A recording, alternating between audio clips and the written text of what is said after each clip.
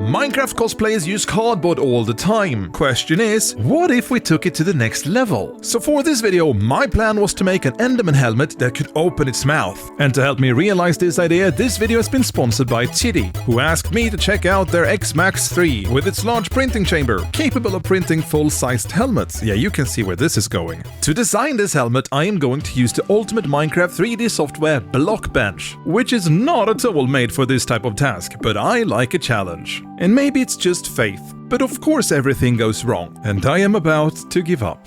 It all began when something unexpectedly large arrived to my mailbox. My office is rather small, and I couldn't feasibly fit this monstrosity, so I got myself a big shelf, able to host this 80-pound heavy beast. There were some nice utility and extra parts included in the package, alongside a sample of filament to get you started with this Core XY printer. But before I talk more about the printer, we should take a closer look at an Enderman's head, because there are some immediate things we need to decipher. More specifically, the scream, because that's when we can fully see the jaw, as we will be replicating the shape. Alright, time to brush your teeth. Now hold on a second. I can tell those shapes don't match. Well, there are a few things to solve here, so let's start thinking. The upper head comes down over the lower jaw, and the two parts are connected at the back of the head when it's fully open. My engineering background tells me that the top of the head is going to be very front-heavy when the mouth is fully open. I should be concerned with how this could translate to my helmet. And then there's this slight problem with how the jaws are going to come together. So what I've done here is that I've unfolded the Enderman's head, and then I've also made adjustments for what I think is going to go inside of the other part of the head. So we have the lower jaw, which is all of this, and then we have the upper head, which is all of that. The grey parts of the jaw are going to hide inside of the upper head, whilst these darker areas are going to build the full silhouette of the Enderman's head. And I added some opacity so you can see better what I mean. When I pull and drag these parts up, you'll notice that they hide snug inside of the head, and then these ones right here build up the rest of the silhouette. But as you may notice, there are some gaps here on the sides of all of these pieces, exception on the top, and that's a problem because if I were to try to push all of this inside of the head as of now, I couldn't close the mouth entire. And also, there is no way to build a system for the jaw to hinge onto the upper head, and what I mean by that is the jaw has to connect to the upper head somehow. So what I plan to do is to take these elements and make them shorter, and hopefully this should suffice for a connection bridge between the jaw and the upper head. But we are not getting anywhere until I've installed the 3D printer. Once the power was connected, setting up the machine was a breeze. All I had to do was to follow the prompts on screen after picking a language. The chassis is made out of plastic and there's an active cold filter in the back. And I did notice the machine was well greased up as it arrived. I will have to say there is a bit of a drawback with my setup because the filament is loaded on the back side of the machine, making it quite the hassle to swap out a roll. But that's no critique I can give the printer. And as soon as the unpacking was completed, I set out to start testing some first prints to get an idea for whether, oh, now that's some really bad C offset. On my other printer I never had to worry about the C offset configuration, but on this one it's completely manual. But after some quick tweaks I had already gotten printing again and this seemed to turn out pretty okay. Yep, I would say that suffice for a thumbs up. Cool. I ran a few more tests to make sure the machine was working as intended, and I could now in comfort move over to the Enderman helmet. Looking at my illustrations, I went into Blockbench, modeling out an Enderman head, but with cubes. I shrank the size of the ones in the lower jaw so they could fit inside of the head as I animated it to give it a test. That could work, but it does look a little bit flimsy in the back. So I returned to the drawing board once more, this time with a touch of engineering. I would begin by rebuilding the entire head from scratch again, but as if all of the different parts were sides of a head. This way I could then scale them in. This gave me more control over the wall thickness, and I could also model the jaw to be slimmer than the upper head, making sure that it could fit inside of it. And I had to do it this way because the tricky thing with the Enderman is that in-game the eyes reaches all the way to the edges of the head, and this would allow me to at least get close to it, without adventuring the integral structure of the Enderman helmet. And then I decided to try out a few different systems for the sliders on the back, because if they were too weak they would just break off, so I ended up with something that looks a bit like this. I'm gonna print this now and see for myself how it turns out in real life. So I went ahead and loaded purple filament into the machine to run some test prints. The first print was this miniature version of the Enderman helmet that would allow me to take a look at the pieces, see how they fit together, and if they would work in this format, then I could scale it up. And this seems to fit really snug. That's nice. Cool. I do like this one, but my wife hates it, and I'll tell you why. Yeah, I am sorry, but also not sorry, because that's pretty fun. I then went ahead and did a few tweaks to the helmet design and printed an even larger version, carving out the thickness of the jaw and adding these little latches. And I did that because this larger print isn't capable of holding itself together by pure friction. These latches and these slider areas make sure the top head cannot fall off the jaw.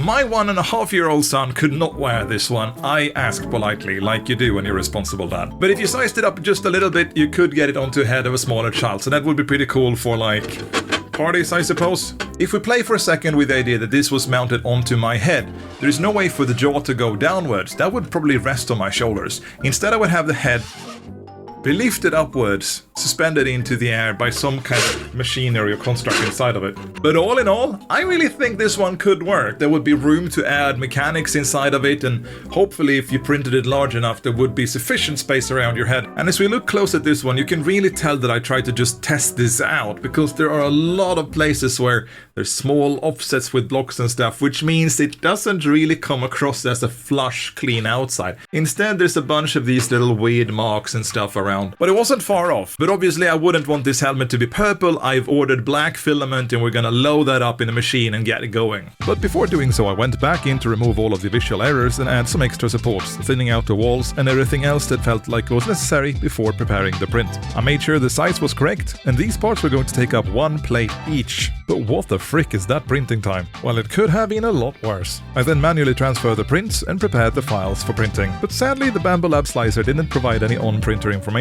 and I just so happened to use that software as my go-to. And then it was time. This printer was now going to move ahead for X amount of hours, I guess a day and a half-ish, something like that. So I hovered around the office, kept an eye on the printer every once in a while to see how the progress was going, and after 11 hours we were halfway down and things were moving on nicely. And all was fine until that happened. So as I was getting the large print completed in the machine, a thing I hadn't accounted for was that the filament that was left on the roll that I started with after some test prints, yeah, I'm gonna show you in a moment, meant that almost by the top, this print potentially didn't fill all the way up. So I came in, I saw this, and this is what I came across. Here's the upper end of the jaw, and all of this part up here that's supposed to be suspended into the upper area of the helmet, holding this thing in place, is not there. It is finito, el no completo. So that's a bit sad, because this is a pretty large print. Very large, and it's actually really rigid. Like, I can pull and bend and try to manipulate this a lot. Oh, I accidentally broke that off. Well, it doesn't matter, because I can't use this print anyhow. And then I made a second calculation, and I came to the conclusion that in order to print the upper head, I would need to have even more filament than I would normally have on a 1 kilo roll. Like, it would take 1.2 kilos of filament. So we are gonna scrap this, but I want to show you how big it is for reference. So I'm gonna put this on top of my head, and size-wise you can tell. Whoa! And then imagine on top of this there would be this top head that would come down and cover my head. So yeah, all in all, this didn't really work out. With all of these setbacks, I just really wanted to finish a cool project. Wait a second, I ordered lights for the eyes. And a really cool idea popped into my mind. I want to showcase what I come up with. I began by redesigning the entirety of the connection by making it adjustable so I could set it to different heights. I also redesigned the back end of the jaw so it would have a thicker connector and thus not need supports. And then some finalizing secret mesh work before preparing the print for printing. And so, once more, just for safety, I ran a miniature print, because I wanted to check out the parts. And I did expect that some things weren't going to fit snug, like this one doesn't actually connect properly. But this does, and it seems as if these little latches actually make a pretty good posing system. Now I want to compare the progress. We have our previous version, or the very first version we made with these little extra connectors, but it has nothing on the new system of the bust, which actually looks like the Enderman's connection. But I don't think the system for the bust would actually work in a cosplay.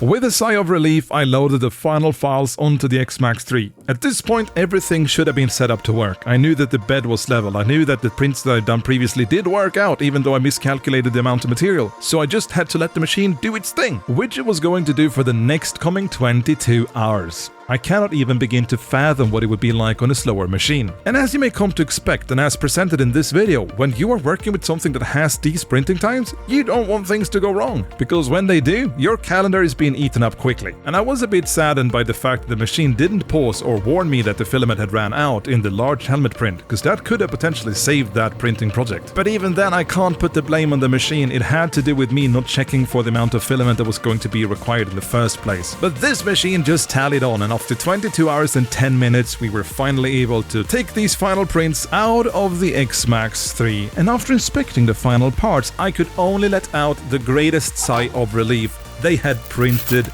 well. There were no errors. Everything came out the way they were supposed to. And man, did they look great in this black color. But we weren't done yet. Now we had to clean the parts up and try to put them together, because if something would have gone amiss, this would be the only way to tell whether these parts fit or didn't. And if the mouth locking mechanism would even work. This would risk being a tight fit, but I wouldn't know until a bit later. So it doesn't matter how hard you try, there's always one issue that you'll manage to run into. Now this one once more falls on me, but before I show you what the final pieces turned out like, I just want to showcase this. This is the lower jaw, a previous copy of it, of course, because I had to make some adjustments, for example, file these ones down and adjusting them to the next print, and the worst part was, I managed to break it off. Yeah, I don't even want to talk about this one. This felt bad. Luckily, I had just enough filament left on the black spool that was included with the printer when I got it. I began by assembling the chest bust with the lower jaw. It would simply connect by snapping the two circular parts together, which would hold the jaw in place and allow it to rotate freely. And here are the cool lights that I ordered, and they were gonna mount snug in the indent on the inside of the head. These are LED lights powered by two AA batteries that, when lit up, they look pretty nice. Yeah, I would say that is sufficient amounts of lights. But they are in purple, so they're the only way to solve that was to cut this sheet of purple plastic and then just tape that and, well, I guess glue it into place on the inside, directly followed by the lights themselves. I would then glue the two plates into place with the hot glue. And I did the same thing for the battery pack, but I had to be careful not to apply too much heat, so I would only connect it very, very sparsely. And then to apply the cherry on top of the cake. So what I've done is that I've designed an Enderman night light. I mean, look at that, why wouldn't I? So the reason to why the mouth is open has to do with the fact that there's hot glue around these light panels. That hot glue on this edge is not supposed to be there, because otherwise this teeth right here can't reach up next to behind the eye. Since that is done with a texture in Minecraft, it's not a problem, because they can be infinitely flat and they don't collide with anything. In the real world, we'll have to account for things like that, and I didn't. I should have, but I didn't. We'll just run with it. This feels oddly familiar. Let's activate the lights for a second. Stick my hand in here. Ah, it's eating me, it's eating me. No, it's fine, it's absolutely fine. Ah, it's eating me. No, it's fine. There we go. And I'll say now, these lights makes all the difference. I think that looks pretty cool. And if you have any cool products like this one that you want to try to bring into reality, I can really recommend checking out the X-Max 3 I used in this project. It is fast, large in volume, and I'd say budget friendly for what it offers. And if you are a cosplayer, 3D printing is a great addition to your workflow. And I would know, judging by the amount of cosplayers I've seen in the Artist Alley. And, you know, this project was still a valiant effort, but I already know we're gonna return to it in the future and try to do it justice. The biggest thing I'm gonna change is how I'm building the helmet. Try to save on some of the material whilst also building structural integrity. One thing I want to do when I return to the helmet in the future is to add these little boxes on the outside to give it that extra detail, considering this is currently a very flat model. And whilst I believe this system could really work for wielding the head, I want to figure out a few more alternatives. And if you have some cool ideas for future builds, let me know in the comments.